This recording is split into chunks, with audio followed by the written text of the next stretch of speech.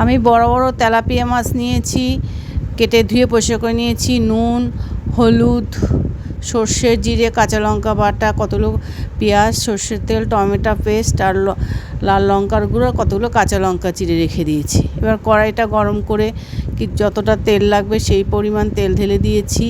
এবার নুন, হলুদ, মাছগুলোকে ভালো করে মাখিয়ে নেব সুন্দর করে, যাতে মাছের প্রত্যেকটা গায়ে হলুদ নুন লেগে থাকে, ভিতরে ঢুকে ঢুকে যায়, সেইভাবে ভালো করে মেখে নিচ্ছি। নিয়ে এবার কড়াইটা গরম হয়ে গেছে। এবার মাছগুলো আমি ভালো করে লাল লাল করে সুন্দর করে কড়া করে ভেজে নেব। প্রত্যেকটা মাছ, একটু বড় মাছ আছে বলে সেই জন্য একটু মাঝখানে কেটেও নিয়েছি। আর একটা মাছ এত বড় 3-4 টুকরো করেছি। এইভাবে প্রত্যেকটা মাছ একবার কড়া করে সুন্দর করে ভেজে আমি তুলে নিলাম। এবার আর যেগুলো আছে সেইগুলোও সব এক এক করে ভেজে নেব সুন্দর করে। করা হয়ে গেল, আমার প্রত্যেকটা মাছ ভাজা হয়ে গেছে।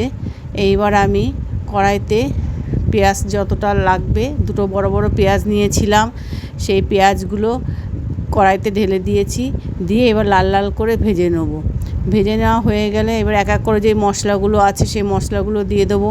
এবার আমি টমেটো পেস্ট করে রেখেছিলাম, বড় একটা টমেটো দিয়ে, এবার যাতে টমেটোর গন্ধটা চলে যায় সেইভাবে কিছুক্ষণ আমি নাড়বো।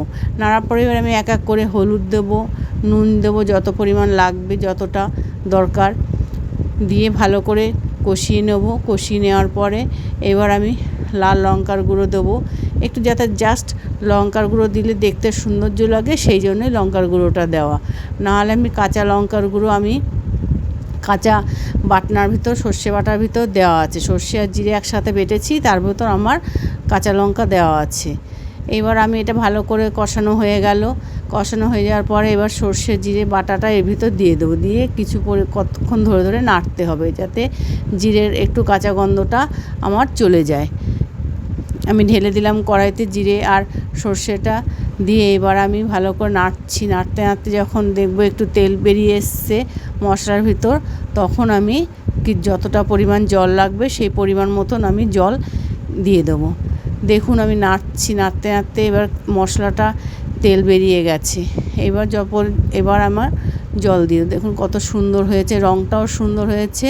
আর এই মাছটা এইভাবে রান্না করলে খুব সুন্দর টেস্ট হয়।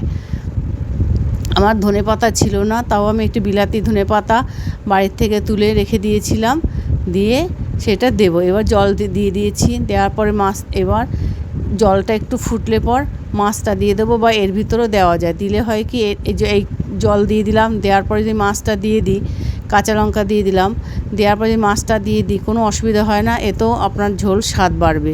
এবার আমি এক এক করে সব মাছগুলো দিয়ে দিচ্ছি। দিয়ে আমি ভালো করে ফুটতে দেব। ফোটা হয়ে গেলে তারপর আমি নামিয়ে নেব। একটু ঝোল ঝোল রাখবো, খুব ঝোল না আবার খুব মাখা মাখাও না। দেখুন আমি এবার ধনেপাতাটাও দিয়ে দিয়েছি, দেওয়া হয়ে গেছে। এবার দেখুন কত রঙটাও সুন্দর হয়েছে, খেতেও সুন্দর, কিন্তু দেখুন কত সুন্দর হয়েছে রান্নাটা। মাছগুলো একটু বড় বড় সাইজেরও আমি কিনেছিলাম। এবার হয়ে গেছে, এবার আমি নামিয়ে নেব। আমার হয়ে গেছে, নামিয়ে আমি ফেলেছি। এইভাবে খাবেন আপনারা করে, সবাই খেতে পারবে। ধন্যবাদ।